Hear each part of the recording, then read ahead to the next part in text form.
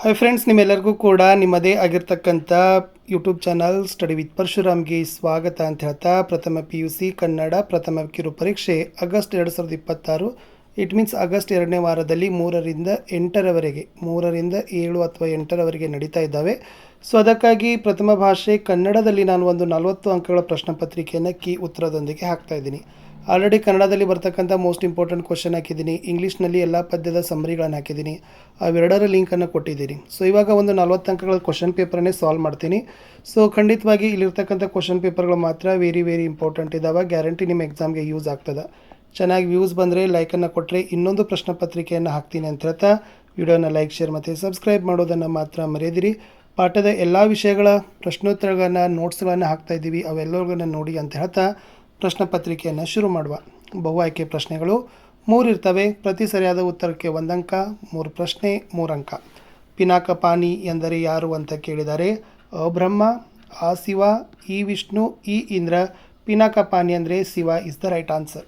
ಪ್ರಶ್ನೆ 2, ಹಸಿದಾಗ ಏನನ್ನು ನೀಡಬೇಕೆಂದು ಅಲ್ಲಮ ಹೇಳುತ್ತಾನೆ ಅಂತ ಕೇಳಿದರೆ. ಅ ಓಗರ, ಆ ಸಾಗರ, ಈ ಆಗರ, ಡಿ ಲೋಗರ. ಸೊ ಹಸಿದಾಗ ಆ ಓಗರ ಅಂದರೆ ಅನ್ನ ನೀಡಬೇಕೆಂದು ಅಲ್ಲಮ ಪ್ರಭು ಏನು ಮಾಡ್ತಾರಪ್ಪ ಅಂದರೆ ಹೇಳ್ತಾರೆ. ಪ್ರಶ್ನೆ 3, ಶಿವನು ಯಾರ ಜೊತೆ ಊಟ ಮಾಡಿದನು ಅಂತ ಕೇಳಿದ್ದಾರೆ. Option A Chennayya is the right answer. ಬಿಟ್ಟ ಸ್ಥಳ ತುಂಬಿದ್ದೀವಿ. ಕುಟುಂಬ ಯೋಜನಾ ವಿಸ್ತೀರ್ಣಾಧಿಕಾರಿ ಹೆಸರು Narasimhamurthy. Very most famous question. ಗ್ರಾಮದ ಅಧಿದೇವತೆ ಯಾರು? ನಾಗಮ್ಮ.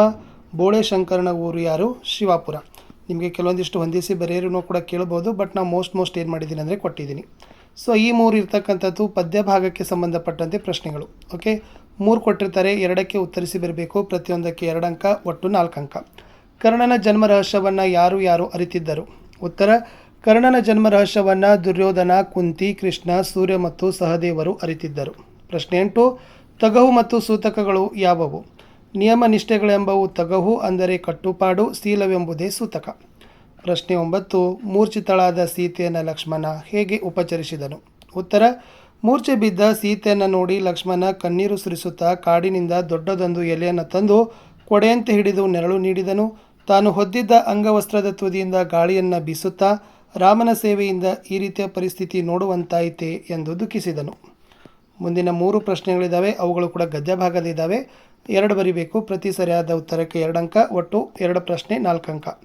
ಪ್ರಶ್ನೆ 10, ವೈದ್ಯಾಧಿಕಾರಿಗೆ ಹುಡುಗ ಹೇಗೆ ಕಂಡನು?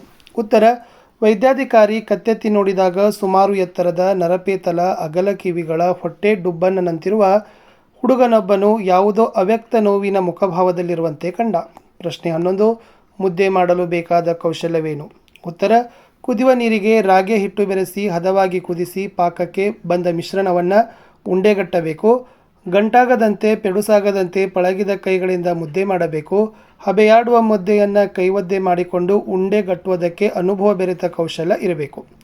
ಪ್ರಶ್ನೆ 12, ವಿಜ್ಞಾನದ ಸಿದ್ಧಾಂತಗಳು ಹೇಗೆ ರೂಪುಗೊಳ್ಳುತ್ತವೆ ಅಂತ ಕೇಳಿದ್ದಾರೆ. ವಿಜ್ಞಾನದ ಎಲ್ಲ ಸಿದ್ಧಾಂತಗಳು, ನಿಯಮಗಳು ಹೊಸ ಸಂಶೋಧನೆ ಬೆಳಕಿನಲ್ಲಿ ಪುನರ್ರಚಿತವಾಗುತ್ತವೆ. ಯಾವುದೇ ಒಂದು ವಿಷಯ ವಿಜ್ಞಾನವೆನಿಸಿಕೊಳ್ಳಬೇಕಾದರೆ ಅದು ವಸ್ತುನಿಷ್ಠತೆ, ಪುನರಾವರ್ತಿಯ ಸಾಮರ್ಥ್ಯ, ದೃಢತೆ, ವಿಶ್ವಮಾನ್ಯತೆ ಈ ಎಲ್ಲ ರೀತಿಯ ಅಂಶಗಳನ್ನು ತೃಪ್ತಿಪಡಿಸಬೇಕಾಗುತ್ತದೆ. ನೆಕ್ಸ್ಟ್ ಒನ್, ಗದ್ಯ ಭಾಗದ ಪ್ರಶ್ನೆಗಳು. ಇಲ್ಲಿ ಕೂಡ 3 ಕೊಟ್ಟಿದ್ದೀನಿ, 2ಕ್ಕೆ ಉತ್ತರಗಳನ್ನು ಬರೀಬೇಕು. 4 ಅಂಕ. ಪ್ರಶ್ನೆ 13, ಸಾವರ್ಕರನ್ನನು ತನ್ನ ಸಹೋದರರಿಗೆ ಆಸ್ತಿಯನ್ನು ಹೇಗೆ ಹಂಚಿದ? ಉತ್ತರ, ಸಾವರ್ಕರನ್ನನು ದುಡ್ಡಿರೋ ಪೆಟ್ಟಿಗೆ ಆಭರಣಗಳನ್ನು ತನ್ನ ಬಳಿ ಇಟ್ಟುಕೊಂಡು ಒಳ್ಳೆ ಗದ್ದೆ ಹೊಲವನ್ನೆಲ್ಲ ಸರದಾರನಿಗೆ ಕೊಟ್ಟು ನದಿ ಹತ್ತಿರದ ಕಲ್ಲುಗುಡ್ಡವನ್ನು ಬೆಪ್ತಕ್ಕಡಿ ಬೋಳೆ ಶಂಕರನಿಗೆ ಹಂಚಿದ. ಪ್ರಶ್ನೆ 14, ಸೈತಾನನು 3 ಪಿಶಾಚಿಗಳನ್ನು ಭೂಲೋಕಕ್ಕೆ ಕಳುಹಿಸಿದ್ದು ಏಕೆ? ಉತ್ತರ, ಸೈತಾನನು ಬೋಳೆಶಂಕರ ಮತ್ತು ಅವನ ಅಣ್ಣಂದಿರಲ್ಲಿ ವಿರಸ ಹುಟ್ಟಿಸಿ 3ರನ್ನು ನರಕಕ್ಕೆ ಕರೆದುಕೊಂಡು ಬರುವಂತೆ ಆಜ್ಞಾಪಿಸಿ 3 ಪಿಶಾಚಿಗಳನ್ನು ಭೂಲೋಕಕ್ಕೆ ಕಳುಹಿಸಿದ. ಪ್ರಶ್ನೆ 15, ಸೈತಾನನ ಆಗಮನವನ್ನು ಭಾಗವತ ಹೇಗೆ ತಿಳಿಸಿದ್ದಾನೆ? ಉತ್ತರ, ಲೋಕ ಕುಟ್ಟಿ ಕೆಡವ ಹಾಗೆ ಹೆಜ್ಜೆ ಇಡುತ್ತಾ ಬಂದನು ಸೈತಾನ ಬಂದನು, ಸರ್ವ ಕೆಡುಕಿನ ಒಡೆಯ ಬಂದನು, ತನ್ನ ಚಿನ್ನದ ಹಲ್ಲು ಸಿಡಿವಂತ ಗವಡಿಸಿ ನಗುತ ಚಿತ್ತದಲ್ಲಿ ನರಕಗಳ ಸೃಷ್ಟಿಸಿ ಬತ್ತಿ ಸುತ್ತಲಿ ಜೀವರಸಗಳ ಕತ್ತಲೆಯ ನಿಜ ಜನಕ ಬಂದನು, ಬೆಳಕ ನೋಡಿಸಿತ ಎಂದು ಭಾಗವತ ಸೈತಾನನ ಆಗಮನವನ್ನು ಕೋಡಂಗಿಗೆ ತಿಳಿಸಿದನು. ಇನ್ನು ಸಂದರ್ಭ ಇದ್ದಾವೆ, ಪದ್ಯ ಭಾಗದಲ್ಲಿದ್ದಾವೆ. 3 ಕೊಟ್ಟಿವಿ, 2ಕ್ಕೆ ಬರಿಬೇಕು. ಸೊ ಪ್ರತಿಯೊಂದಕ್ಕೆ 3 ಅಂಕ. ನಿನ್ನೊರೆಗೆ ದೊರೆಗೆ ಗಂಡರು ಮುಳರೆ ಅಂತ ಇದೆ. ಎಸ್, ಉತ್ತರ, ಪ್ರಸ್ತುತ ವಾಕ್ಯವನ್ನು ಕವಿ ಚಕ್ರವರ್ತಿ ಬಿರುದಾಂಕಿತ ರನ್ನ ಬರೆದಿರುವ ಸಾಹಸ ಭೀಮ ವಿಜಯಂ ಚಂಪು ಕಾವ್ಯದಿಂದ ಆಯ್ದ ದುರ್ಯೋಧನ ವಿಲಾಪ ಎಂಬ ಪದ್ಯದಿಂದ ಆರಿಸಲಾಗಿದೆ. ಅಭಿಮನ್ಯುವಿನ ಕಳೆಬರದ ಎದುರು ನಿಂತು ದುರ್ಯೋಧನ ಈ ಮಾತನ್ನು ಹೇಳ್ತಾನೆ. ಗುರು ದ್ರೋಣರಿಂದ ರಚಿತವಾದ ಚಕ್ರವ್ಯೂಹವನ್ನು ಭೇದಿಸಲು ಬೇರಾರಿಂದಲೂ ಸಾಧ್ಯವಿಲ್ಲ. ಅಂಥವುದನ್ನು ಭೇದಿಸಿ ಶತ್ರುವನ್ನು ಕೊಂದ ಅಭಿಮನ್ಯು ದುರ್ಯೋಧನನ ಪ್ರಶಂಸೆಗೆ ಪಾತ್ರನಾಗ್ತಾನೆ.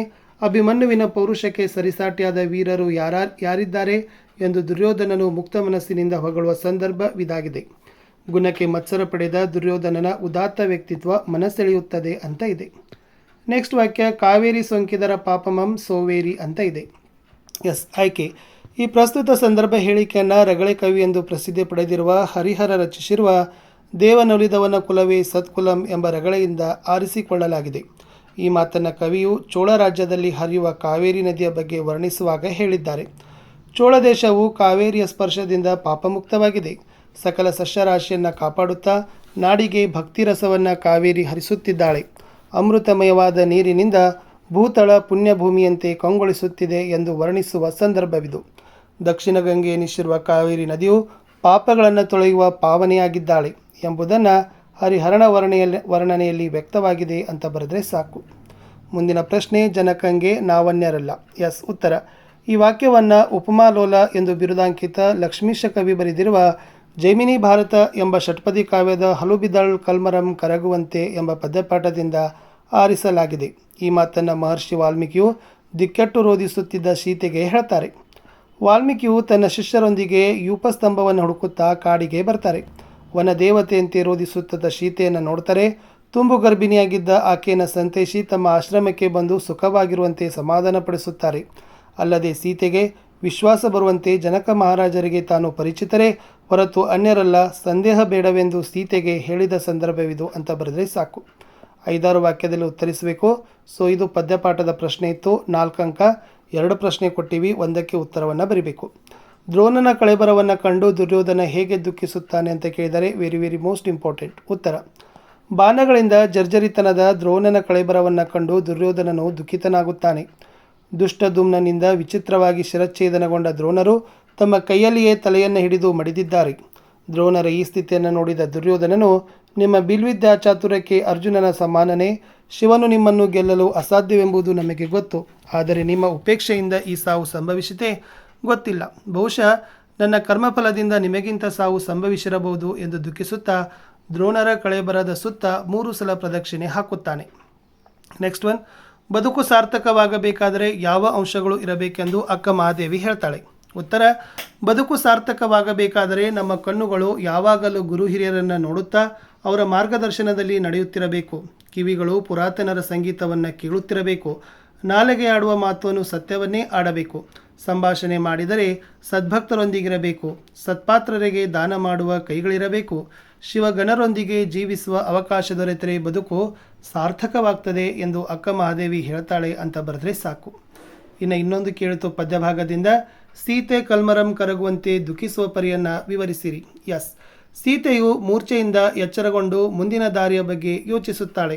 ಒಂದು ಸಲ ತನ್ನ ಶಿಥಿಲವಾದ ದೇಹ ಭಾಗಗಳನ್ನು, ಧೂಳಿಡಿದ ಮೈಯನ್ನು, ಬಿಚ್ಚಿದ ತಲೆಗೂದಲೆ ಮುಂತಾದ ವಿಕಾರತೆಗಳನ್ನು ಲೆಕ್ಕಿಸದೆ ಮಿಥಿಲೆಯ ರಾಜನಾದ ಜನಕರಾಜನ ಮಗಳಾಗಿ ಜನಿಸಿದೆ. ರಘುಕುಲದ ದಶರಥ ನೃಪನ ಸೊಸೆಯಾಗಿ ಹೋದರೂ ತನಗೆ ಇಂಥ ಭೀಕರ ಕಾಡಿನಲ್ಲಿ ರೋಧಿಸುವಂತಾಯಿತೆ, ಅಯ್ಯೋ ವಿಧಿಯೇ ಎಂದು ದುಃಖಿಸುತ್ತಾಳೆ. ಅವಳ ಈ ದುಃಖ ಕಲ್ಮರಗಳು ಕರಗಿಸುವಂತಿತ್ತು ಎಂದು ಕವಿ ಬಣ್ಣಿಸಿದ್ದಾನೆ. ಇನ್ನು ಗದ್ಯ ಭಾಗದ ಪ್ರಶ್ನೆ ಇತ್ತು. ಕೇಳಿದ್ದಾರೆ 4 ಮಾರ್ಕ್ಸ್ಗೆ. ಮೊಮ್ಮಗನ ಪ್ರಾಣ ಉಳಿಸಿಕೊಳ್ಳಲು ಕರೆಸಿದ್ದೇ ಗೌಡ ಪಟ್ಟಪಾಡೇನು? ಉತ್ತರ ಮೊಮ್ಮಗನನ್ನು ದೊಡ್ಡಾಸ್ಪತ್ರೆಗೆ ಸೇರಿಸಲು ಪುಡಿಗಂಟನ್ನು ತೆಗೆದುಕೊಂಡು ಜಿಲ್ಲಾ ಕೇಂದ್ರದ ಆಸ್ಪತ್ರೆಗೆ ಮಗಳು ಮತ್ತು ಮೊಮ್ಮಗಳೊಂದಿಗೆ ಕರಿಸಿದ್ದೇಗೌಡ ಬರುತ್ತಾನೆ. ಗಾಂಧಿಯನ್ನು ಪರೀಕ್ಷಿಸಿದ ವೈದ್ಯರು ಹೃದಯ ಮತ್ತು ಮೂತ್ರಪಿಂಡದ ಕಾಯಿಲೆ ಎಂದು ಹೇಳುತ್ತಾರೆ. ಔಷಧಿ ಬರೆದು ಕೊಡ್ತೀವಿ, ಕೊಡು ಹುಷಾರಾಗುತ್ತೆ ಎಂದಾಗ ಕರಿಸಿದ್ದೇಗೌಡನಿಗೆ ಕತ್ತಿಡಿದು ನೀರಿಗೆ ಅದುಮಿದಂತಾಯಿತು. ವೈದ್ಯರನ್ನು ನಿಮ್ಮ ತಮ್ಮಯ್ಯ ಇಲ್ಲೇ ವಸಿದಿನ ಇಟ್ಕೊಂಡು ಕಾಪಾಡಿ ಎಂದು ಗೋಗರೆದು ಔಷಧಿ ತಂದುಕೊಡಲು ಹೋಗುತ್ತಾನೆ. 3 ದಿವಸಕ್ಕೆ ಪುಡಿಗಂಟು ಕರಗುತ್ತದೆ. ಮಗಳು ಮತ್ತು ಮೊಮ್ಮಗಳ ಓಲೆಗಳನ್ನು ಪಡೆದು ಊರಿಗೆ ಬಂದು ಗಿರವಿ ಇಡಲು ಪ್ರಯತ್ನಿಸಿ ವಿಫಲನಾಗ್ತಾನೆ. ಸಾಲ ಪಡೆಯಲು ಯತ್ನಿಸ್ತಾನೆ. 1 ಪೈಸೆ ಹುಟ್ಟುವುದಿಲ್ಲ. ಕೊನೆಗೆ ಮೊಮ್ಮಗನ ಪ್ರಾಣ ಉಳಿಸಿಕೊಳ್ಳಲು ತನ್ನ ಪ್ರೀತಿಯ ಹಲಸಿನ ಮರವನ್ನು 150 ರೂಪಾಯಿಗಳಿಗೆ ಮಾರ್ತಾನೆ. ಹಣ ತೆಗೆದುಕೊಂಡು ಬರುವ ಹೊತ್ತಿಗೆ ಗಾಂಧಿಯ ಜೀವ ಹೋಗಿರುತ್ತದೆ. ಹೀಗೆ ಕರಿಸಿದ್ದೇಗೌಡ ಎಷ್ಟೇ ಪಾಡುಪಟ್ಟರೂ ಮೊಮ್ಮಗನನ್ನು ಉಳಿಸಿಕೊಳ್ಳಲಾಗಲಿಲ್ಲ. ಮುಂದಿನ ಪ್ರಶ್ನೆ, ರಾಗಿ ಮುದ್ದೆ ಕುರಿತು 10 ಮೆಚ್ಚುಗೆಯ ನಂಬಿಕೆಯ ಮಾತುಗಳಾವುವು? ಉತ್ತರ, ಅಕ್ಕಿ ಗೋಧಿಗೆ ಹೋಲಿಸಿದರೆ ರಾಗಿ 8 ಪಟ್ಟು ಹೆಚ್ಚು ಪೌಷ್ಟಿಕ, ರೋಗ ನಿರೋಧಕ, ರಕ್ತದಲ್ಲಿನ ಸಕ್ಕರೆ ಅಂಶವನ್ನು ನಿಯಂತ್ರಣ ಮಾಡುತ್ತದೆ, ಪ್ರತ್ಯಾಮ್ಲೀಯ ಗುಣ ಹೊಂದಿರುವುದರಿಂದ ರಾಗಿ ತಿನಿಸು ದೇಹಕ್ಕೆ ತಂಪು, ರಾಗಿಯಲ್ಲಿ ಹೃದಯದ ಬೇನೆ ಹಾಗೂ ಕ್ಯಾನ್ಸರ್ ತಡೆಗಟ್ಟಲು ಔಷಧೀಯ ಗುಣಗಳಿವೆ, ತೆಳ್ಳಗಾಗಬೇಕೆನ್ನುವರಿಗೆ ರಾಗಿ ಮುದ್ದೆ ಹೇಳಿ ಮಾಡಿಸಿದ ಊಟ, ಈ ಪರಿಯ ರಾಗಿ ಹಸುಳೆಗಳಿಗೆ ಪೌಷ್ಟಿಕ ಆಹಾರ, ರಾಗಿ ಹಿಟ್ಟಿನ ಸೂಪ್ ಇರುವ ಮಕ್ಕಳು ಕೆನ್ನೆ ತುಂಬಿಕೊಂಡು ನಳನಳಿಸುತ್ತಾರೆ, ರಾಗಿಯಲ್ಲಿನ ಅಧಿಕ ಪ್ರಮಾಣದ ಕ್ಯಾಲ್ಸಿಯಂ ಮಕ್ಕಳ ಬೆಳವಣಿಗೆ ನಿಟ್ಟಿನಲ್ಲಿ ಟಾನಿಕ್ನಂತೆ ಕೆಲಸ ಮಾಡುತ್ತದೆ. ಹೀಗೆ ರಾಗಿ ಮುದ್ದೆ ಕುರಿತು 10 ಮೆಚ್ಚುಗೆಯ ನಂಬಿಕೆಯ ಮಾತುಗಳಿವೆ. ಮುಂದಿನ ಪ್ರಶ್ನೆ, ಅದು ಕೂಡ ಗದ್ಯ ಭಾಗದ್ದು. ಜ್ಯೋತಿಷ್ಯ ಅರ್ಥಪೂರ್ಣವೋ ಅರ್ಥರಹಿತವೋ ವಿಶ್ಲೇಷಿಸಿ.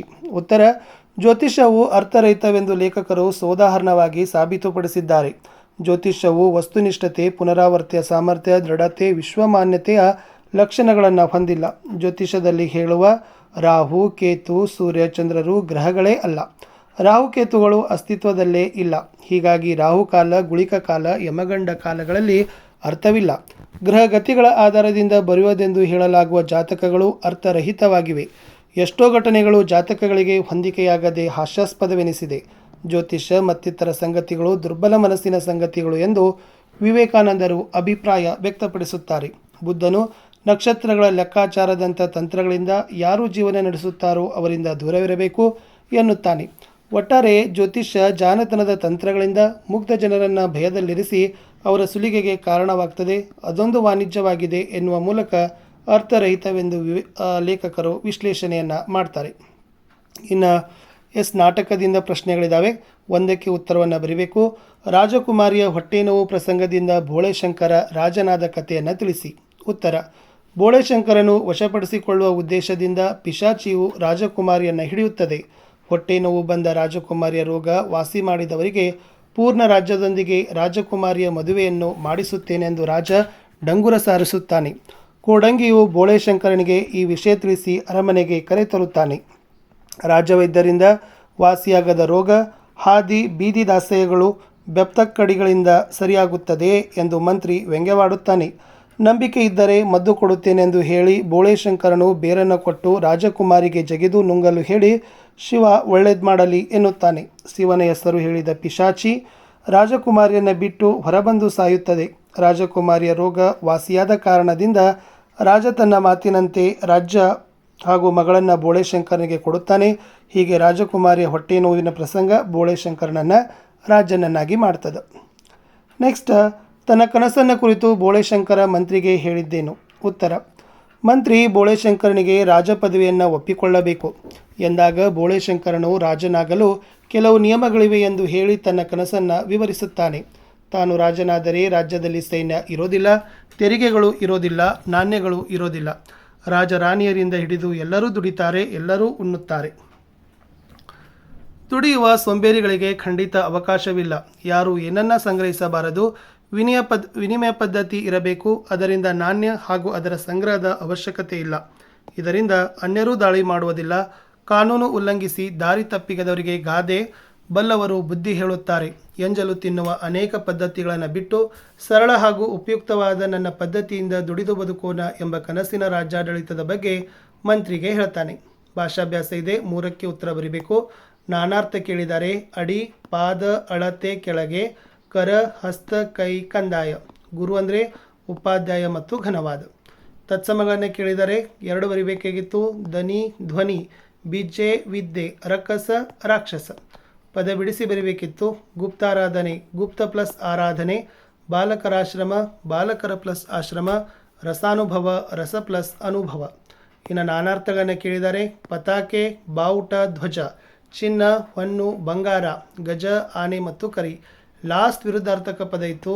ಕನಸು, ನನಸು, ಖಂಡ, ಅಖಂಡ, ಅಪರಿಚಿತ, ಪರಿಚಿತ ಅಂತ ಇತ್ತು. ಇಷ್ಟಿತ್ತು ಈ ಪ್ರಶ್ನೆ ಪತ್ರಿಕೆ. ಇನ್ನೊಂದು ವಿಡಿಯೋದೊಂದಿಗೆ ಸಿಗ್ತೀನಿ. ವಿಡಿಯೋನ ಲೈಕ್, ಶೇರ್ ಮತ್ತು ಸಬ್ಸ್ಕ್ರೈಬ್ ಮಾಡೋದನ್ನು ಮಾತ್ರ ಮರೆಯದಿರಿ. ಬಾಯ್.